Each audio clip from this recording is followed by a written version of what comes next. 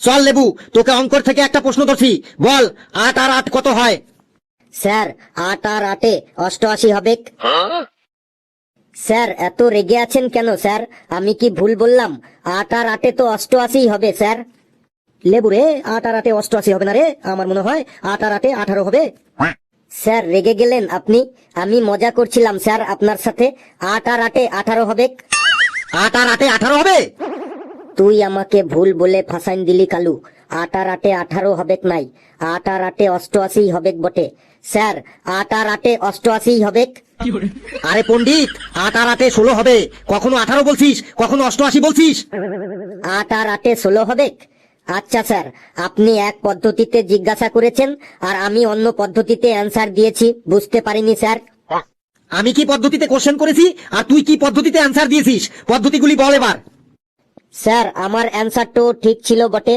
আমি ভেবেছিলাম এক 8কে আরেকটা 8-এর পাশে রাখতে হবে, তাহলে তো 88 হবে বটে।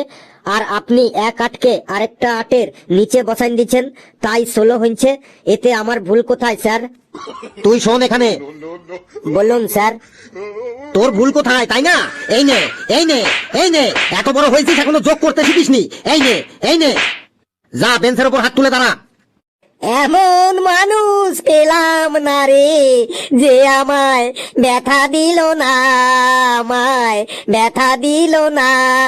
নয়ন জলে বুক ভাসাইলাম, কেউ আমায় মুছে দিল না, হায় রে মুছে দিল না।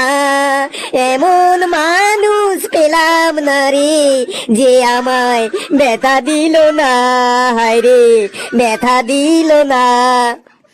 লেবু রে, তোর এত ট্যালেন্ট নিয়ে তুই এইখানে কেন পড়ে আছিস? তুই এক কাজ কর, ইন্ডিয়ান আইডলে চলে যা, দেখ তুই বিশাল নাম কামাতে পারবি। স্যার আমাকে কোয়েশ্চেন করুন, দেখুন আমি ঠিক উত্তর দিয়ে বসে পড়বো। নে, তোর যখন এত কনফিডেন্স তুই বল, চন্দ্র কার চারিদিকে চক্কর কাটে?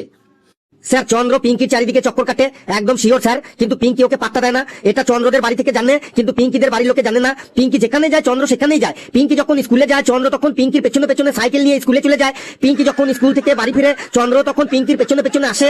পিঙ্কি যখন টিউশনে যায় চন্দ্র তখন রাস্তায় দাঁড়িয়ে থাকে। 2 মাস আগে দিনাজপুরে পিঙ্কি ওর মামার বাড়ি বেড়াতে গিয়েছিল। চন্দ্র ঠিক পিঙ্কির মামার বাড়ির ঠিকানা জোগাড় করে খুঁজে খুঁজে ওইখানে চলে গিয়েছিল।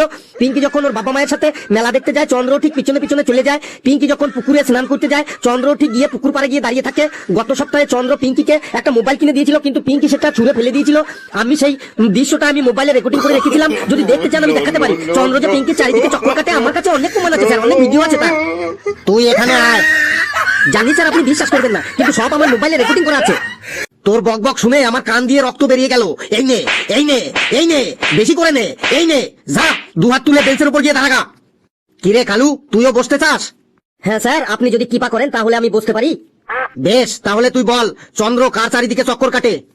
স্যার আমি ওসব চক্কর টক্কর থেকে অনেক দূরে থাকি স্যার। চন্দ্র কাকে চক্কর কাটছে আমি ঠিক বলতে পারবো না স্যার। আমি বেশি বাড়ির বাইরে বেরোই না স্যার, এদিক ওদিক আমি বেশি যাই না স্যার। আমি কি করে বলবো স্যার কে কাকে চক্কর কাটছে, কে কাকে চক্কর না কাটছে? একদম সত্যি বলছি স্যার, আমি ওসব চক্কর টক্কর থেকে দূরে থাকি স্যার। আমি নিজের চোখে কখনো দেখিনি চন্দ্র কাকে চক্কর কাটে, কিন্তু কিছুদিন আগে আমার কানেও এসেছিল যে চন্দ্র পিঙ্কির চারিদিকে চক্কর কাটে। কিন্তু আমি শিওর বলতে পারবো না স্যার যে এটা সত্যি না মিথ্যা, কারণ নিজে চোখে না দেখে আমি কোনো কথা, কোনো কারো কথায় কোনো কান দিয়ে বিশ্বাস করি না স্যার। স্যার আমিও নিজে চোখে দেখেছি চন্দ্র পিঙ্কির পেছনেই চক্কর কাটে। পেশি, তুই বলতো চন্দ্র কাকে চক্কর কাটে? স্যার ফেলু যেটা বললো ওটা ঠিকই, চন্দ্র পিঙ্কির পেছনেই চক্কর কাটে, কিন্তু পিঙ্কি চন্দ্রকে একদম পাত্তা দেয় না। এটা আমাকে পিঙ্কির কাকার মেয়ে পুটি বলেছে। এ তো দেখছি আরেক ডিগ্রি ওপরে। লেবু, তুই বলতে পারবি চন্দ্র কাকে চক্কর কাটে? স্যার আমি তো অন্য পাড়ায় থাকি, তাই বলতে পারবো নাই চন্দ্র কাকে চক্কর কাটে। ওরা সবাই যখন বলছে চন্দ্র পিঙ্কির পেছনেই চক্কর কাটে, তাইলে কথাটা সত্যি হলেও হতে পারে। বুঝে গেছি, তুই থাম এবার। স্যার আমি বলবো। বল। স্যার চন্দ্র পৃথিবীকে চক্কর কাটে, মানে চন্দ্র পৃথিবীর চারিদিকে ঘোরে। হাবলু, তুই একাই এই ক্লাসের মান সম্মানটাকে একটু বাঁচিয়ে রেখেছিস, আর এরা সবাই এক একটা মুকুটহীন মূর্খের সম্রাট। তোদের মনে হয় কি পরমাণু বোমা জলের সাথে একদম গুলিয়ে গুলিয়ে খাইয়ে দি। শোন, তোরা আজকে ছুটি পর্যন্ত এইভাবেই দাঁড়িয়ে থাকবি, আমি আসি এবার।